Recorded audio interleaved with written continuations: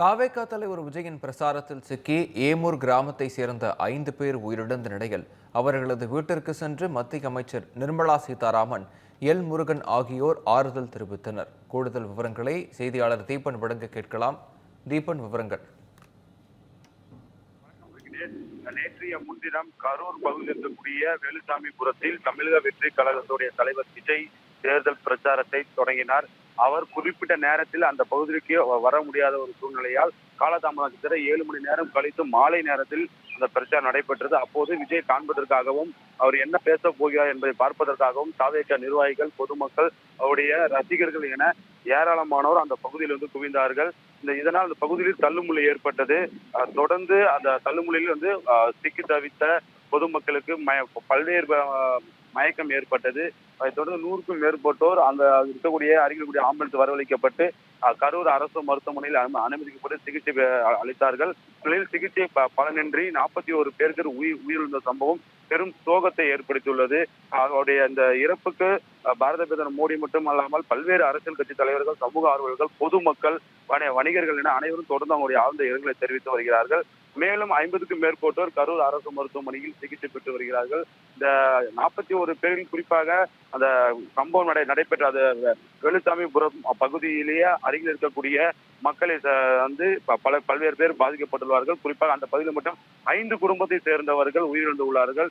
அதுவும் 2 வயது மற்றும் 7 வயது குழந்தைகள் அந்த பகுதியை சேர்ந்தவர் அந்த கூட்ட நெரிசலில் சிக்கி தவித்து உயிரிழந்துள்ளார்கள். இந்த நிலையில்தான் மத்திய நிதி அமைச்சர் நிர்மலா சீதாராமன் மற்றும் மத்திய இணை அமைச்சர் எல் முருகன் ஆகிய இருவருமே இன்று காலை அந்த வேலுசாமிபுரம் பகுதி முழுவதும் ஆய்வு செய்தார்கள். இந்த விபத்து எவ்வாறு நடைபெற்றது, இதற்கு என்ன காரணம், இதுவரை என்ன நடவடிக்கை எடுக்கப்பட்டு இருக்கிறது என்பது குறித்து காவல்துறை உயர் அதிகாரிகள் எடுத்துரைத்தார்கள். அந்த நிகழ்வில் மாவட்ட ஆட்சியரும் கலந்து கொண்டார்கள். விஜய் எவ்வாறு எத்தனை மணிக்கு வந்தால் அவருக்கு ஒதுக்கப்பட்ட நேரம் என்ன என்பது, இந்த பகுதியில் எந்த விதமான அடிப்படை வசதி செய்து தரப்பட்டது, மேலும் பாதுகாப்பு ஏற்பாடு எவ்வாறு செய்யப்பட்டு இருந்தது இந்த குறித்து விரிவாக கேட்டறிந்தார். அதன் பிறகு கரூர் அரசு மருத்துவமனையில் சிகிச்சை பெற்று வரும் 50க்கும் மேற்பட்டவரை நேரில் சந்தித்து ஒவ்வொருவராக தனித்தனியாக சந்தித்து உடல்நலம் குறித்து கேட்டறிந்தார். அதன் பிறகு மருத்துவர்களை அழைத்து இது எவ்வாறு சிகிச்சை அளிக்கப்பட்டு வருகிறது, எந்த மாதிரியான சிகிச்சை அளிக்கப்பட்டு வருகிறது என்பது குறித்து அவர் கேட்டறிந்தார். அதன் பின்புதான் இந்த சம்பவம் குறித்து விரிவான அறிக்கையை உடனடியாக தயாரிக்க வேண்டும், இது உரிய நடவடிக்கை எடுக்க வேண்டும்.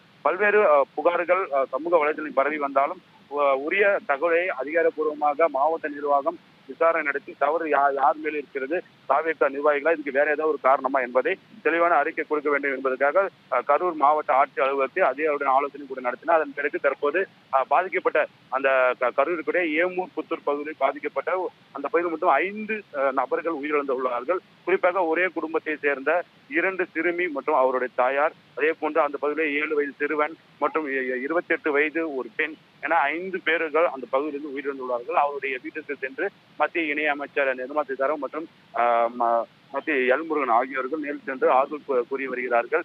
எந்த உதவியாக இருந்தாலும் உடனடியாக மாவட்ட நிர்வாகம் பாதிக்கப்பட்ட மக்களுக்கு உடனே செய்ய வேண்டும், காலதாமதம் படுத்தக்கூடாது என மத்திய அமைச்சர் நிர்மலா சீதாராமன் அவர்கள் உத்தரவிட்டுள்ளார். விவரங்களுக்கு நன்றி தீபன்.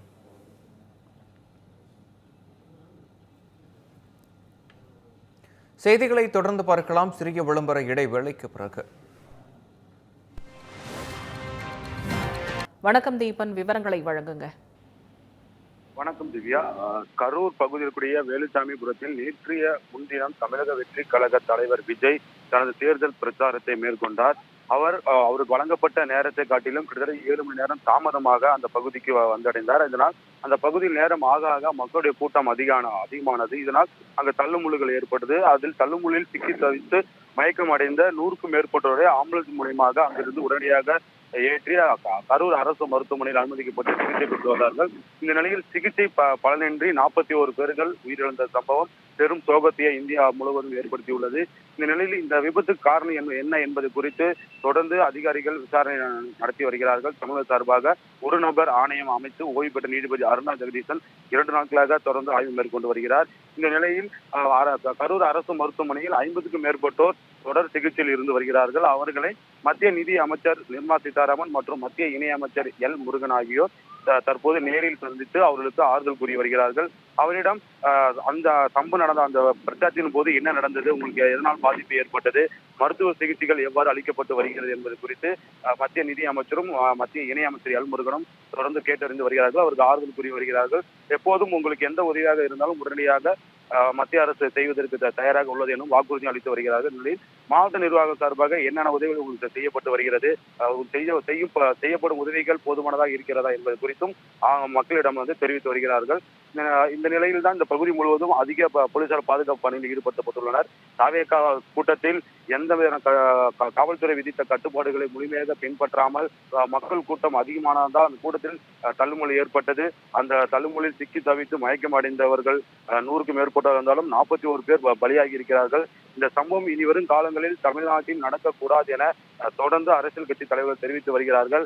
காவல்துறை முறையான பாதுகாப்பு அளிக்கப்படவில்லை என்பது மிகப்பெரிய ஒரு குற்றச்சாட்டாக இருக்குது. நேற்றைய கூட பாஜகவுடைய தமிழக மாநில முன்னாள் தலைவர் அண்ணாமலை அவர்கள் தெரிவித்திருந்தார், காவல்துறை முறையாக பாதுகாப்பு அளித்திருந்தால் இது போன்ற சம்பவம் நடந்திருக்காது என தெரிவித்திருந்தார். அதே போன்றுதான் அதிமுக பொதுச் செயலாளர் எடப்பாடி பழனிசாமியும் காவல்துறை பாதுகாப்பு சரியாக வழங்கவில்லை, ஆளுங்கட்சிக்கு ஒரு மாதிரியான பாதுகாப்பும் எதிர்கட்சிகளுக்கு ஒரு மாதிரியான பாதுகாப்பும் வழங்கப்படுகிறது.